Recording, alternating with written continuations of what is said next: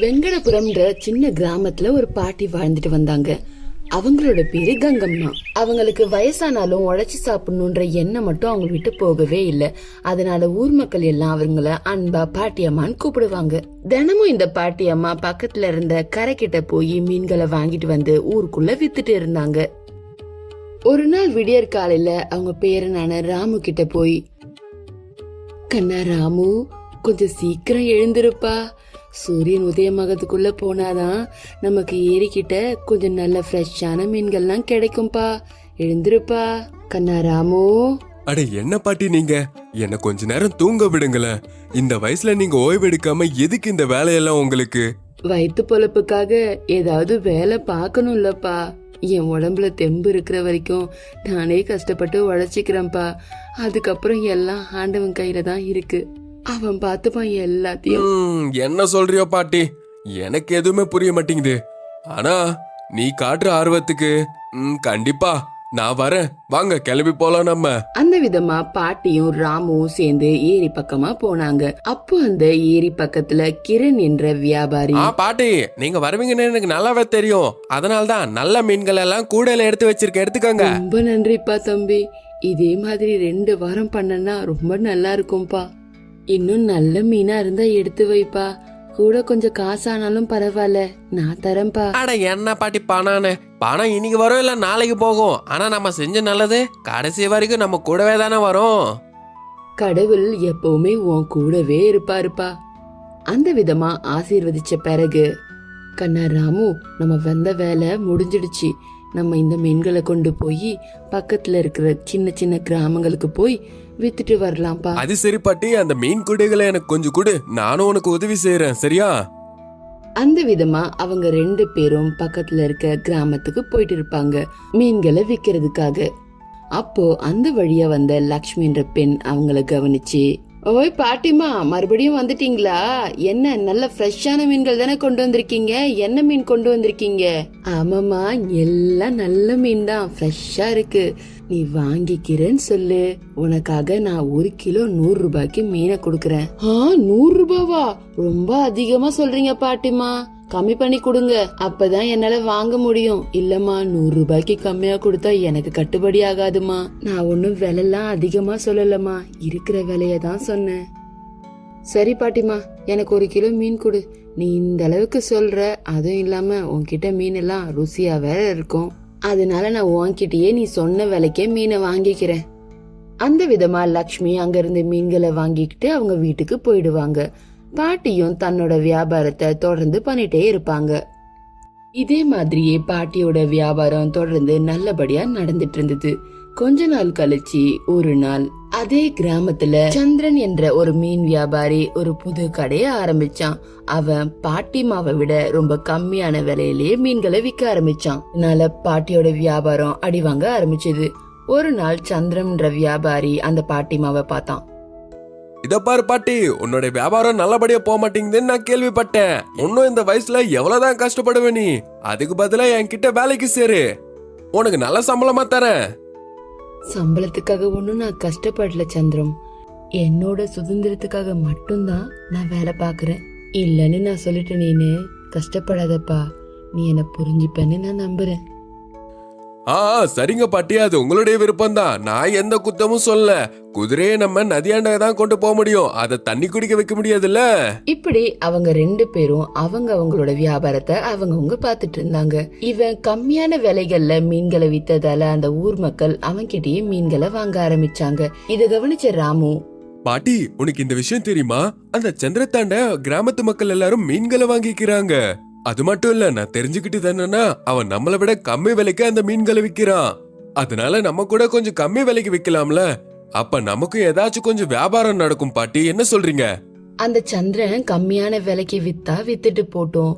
நம்ம நேர்மையான விலைக்கு தான் விக்கிறோம், நேர்மையா உழைக்கிறோம். நம்ம கிட்ட யார் வாங்குறாங்களோ அவங்க நம்ம கிட்ட வாங்கிக்கிட்டோம். உனக்கு அடம் பிடிக்கிறது ரொம்ப அதிகமாயிடுச்சு. சரி, நீ சொல்றது எதுவா இருந்தாலும் சரியா இருக்கும் தான் எனக்கும் தோணுது. ராமு எவ்வளவு சொன்னாலும் பாட்டி அதை கேட்காம பாட்டி எப்பவும் போல நேர்மையாவே மீன்களை வித்துட்டு இருந்தாங்க.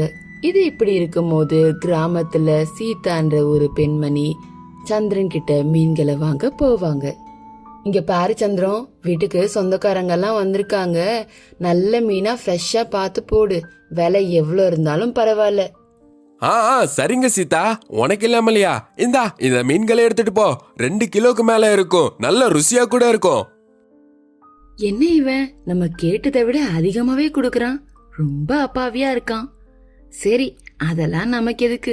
நமக்கு நல்ல மீன் கிடைச்சா அதுவே போதும். அப்படி அவ மனசுல நினைச்சுக்கிட்டே இந்தாங்க காசு அப்படின்னு காசு கொடுத்துட்டு வீட்டுக்கு வந்துடுவா. வாங்கிட்டு வந்த மீன்களை சீதா ரொம்ப ரொம்ப அருமையா சமைச்சு வந்த சொந்தக்காரங்க எல்லாருக்கும் கொடுத்து அவளும் சாப்பிட்டு மகிழ்ந்தா. அன்னைக்கு சாயங்காலமே அவளோட சொந்தக்காரங்க எல்லாரும் அவங்களோட கிராமத்துக்கு போயிடுவாங்க. மறுநாள் காலையில லக்ஷ்மி சீதாவை பார்க்க அவங்க வீட்டுக்கு வந்து பார்த்தா. அட, என்னாச்சு சீதா? விடிஞ்சு இவ்ளோ நேரம் ஆகுது, இன்னும் நீ உன் பெட்ல இருந்தே எழுந்துக்கவே இல்ல. என்னாச்சு உனக்கு? உடம்பு சரியில்லையா என்ன? ஆமா லக்ஷ்மி, நேத்து மதியம் அங்க மீன் வாங்கிட்டு வந்து சமைச்சு சாப்பிட்டதுல இருந்தே ஒரே வாமிட்டா வருது. சுத்தமா முடியல. ஐயோ, அப்படியா சீதா? நீ அந்த மீன்களை எங்க இருந்து வாங்கின? அந்த சந்திரன் கிட்ட இருந்து தானே வாங்கின? சொல்லு சீதா. ஆமா லக்ஷ்மி, உனக்கு எப்படி தெரியும் அந்த சந்திரன் கிட்ட இருந்து தான் வாங்கினேன்னு? கேட்டதை விட அதிகமான மீன்களே கொடுத்தான், அதுவும் கம்மி விலைக்கே. ஐயோ சீதா, உனக்கு அவனை பத்தி தெரியாதா? அவன் கொடுத்த மீன்களாலதான் இப்படி உனக்கு உடம்பு சரியில்லாம போயிருக்கே. அவன் பதுக்கி வச்ச பழைய மீன்களை தான் கொடுக்கறான். அதனாலதான் உனக்கு கம்மி விலையிலே அதிகமான மீன்களை கொடுக்கறான். அதனால நம்ம ஆரோக்கியம் தான் கெட்டு போகுது. ஆமா லக்ஷ்மி, நீ சரியாதான் சொன்ன. இத்தனை நாள நான் பாட்டி கிட்டதான் மீன்களை வாங்கிட்டு இருந்தேன். ஆனா பாட்டி அதிக விலைக்கும் சந்திரன் கம்மியான விலைக்கும் விற்கிறான் தான் நான் சந்திரன் கிட்ட மீன்களை வாங்கவே ஆரம்பிச்சேன். சரி சீதா, அதெல்லாம் விடு. நான் நம்ம ஊர் மருத்துவரை உங்க வீட்டுக்கு அனுப்பி வைக்கிறேன். அவர் கொடுத்த மருந்துகளை நீ ஒழுங்கா சாப்பிடு. சீக்கிரமா சரியாயிடும். நீ ஒன்னும் கவலைப்படாத. அப்படி லக்ஷ்மி சொன்ன மாதிரியே சீதா வீட்டுக்கு அந்த மருத்துவர் போய் அவளுக்கு ஒரு சில மருந்துகளை எழுதி கொடுப்பாரு. அப்புறம் லக்ஷ்மி சீதா வீட்ல இருந்து கிளம்பி அவளோட வீட்டுக்கு போகாம நேரா ஊர் தலைவரான ராகையா வீட்டுக்கு போவா. ராகவையா, ராகவையா, வீட்ல இருக்கீங்களா? நான் உங்ககிட்ட ஒரு சின்ன வேலையா வந்திருக்கேங்க ஐயா. என்ன லக்ஷ்மி, என்னாச்சு? எப்போ இல்லாதது நீ எங்க வீட்டுக்கு வந்திருக்க? ஏதாச்சும் உதவி தேவையா உனக்கு? ஆமா ராகவையா, நீங்க தான் ஊர் மக்களை அவன்கிட்ட இருந்து காப்பாத்தணும். அவன் ஊர் மக்களை நல்லா ஏமாத்தி பணம் சம்பாதிக்கிறான். லக்ஷ்மி, நீ சொல்றது யாரு பத்தியா இருக்கும்? நீ டைரக்டாவே சொல்லலாம்ல. அட, என்ன நடந்திருக்கு? நம்ம ஊருக்கு அப்படி என்னதான் கஷ்டம் வந்திருக்கு? எனக்கு விளக்கமா சொல்லு. அதான்யா, நான் சொல்ல வந்தது என்னன்னா, நம்ம கிராமத்துல புதுசா மீன் வியாபாரம் பாக்குற அந்த சந்திரையாவை பத்தி தான் சொல்ல வந்தேன். அவன் கெட்டு போன பழைய மீன்களை ஏமாத்தி மக்கள் கிட்ட வித்துட்டு இருக்கான். அதனால மக்களோட ஆரோக்கியம் தான் ரொம்ப கெட்டு போகுது. கம்மி விலையில விக்கிறதுனால மக்களும் ஏமாந்து போறாங்க. லக்ஷ்மி, நீ சொன்னது உண்மையா? என்னால நம்பவே முடியல. ஆனா நீ சொன்ன விஷயத்த நம்மளுடைய கிராம பஞ்சாயத்துல பேசி மக்களுக்கு விழிப்புணர்வாக்கி எல்லாரையும் பத்திரமா இருக்க சொல்றேன். சரியா? சரிங்கய்யா, நீங்க உடனடியா அந்த வேலையை பார்த்து ஊர் மக்களை காப்பாத்துங்க. நான் ஊர் மக்கள் எல்லாரையும் அந்த ஆலமரத்துக்கிட்ட வர சொல்றேங்கய்யா. உடனே வர சொல்றேங்கய்யா. ராகவையா சரின்னு சொன்னதுனால ஊர் மக்கள் எல்லாரையும் கூப்பிட்டு அந்த சந்திரையாவையும் கூப்பிட்டு அவங்க அந்த கிராமத்துல ஒரு சம்பவத்தை செய்வாங்க. கிராம மக்கள் எல்லாருக்கும் வணக்கம். இன்னைக்கு நம்ம கிராம மக்கள் எல்லாரும் படுற அவஸ்தைக்கு மற்றும் உடல்நிலை சரியில்லாத காரணத்துக்கு உங்க எல்லாரையும் கூப்பிட்டு வச்சு பேசணும்னு நான் இங்க வர வச்சிருக்கேன். அந்த விதமா சபைய தொடங்கி வச்சாரு அந்த ராகவையா. ஐயா வணக்கங்க. நீங்க என்ன சொல்ல வரீங்கன்னு சீக்கிரமா சொன்னீங்கன்னா நல்லா இருக்குங்க. அதான் நானும் அங்கதான் வரேன். இத பாருங்க மக்களே, நீங்க எல்லாரும் சேர்ந்து இந்த சந்திரத்தாண்ட மீன்களை வாங்குறது மற்றும் அதை சாப்பிட்டு உங்களுடைய உடல்நிலை சரியில்லாம போகுதுன்னு நான் கேள்விப்பட்டேன். அதனால மக்களாகிய உங்களை எல்லாரும் முன்னாடியும் நான் இந்த கேள்விய சந்திரத்தை டைரக்டாவே கேட்டுக்கிறேன். ஐயா, நான் புதுசா தொழில ஆரம்பிக்கணும்னு யோசிக்கும் போது எல்லா மக்களும் அந்த மீன்களை அந்த பாட்டியாண்ட தான் வாங்கிட்டு இருந்தாங்க.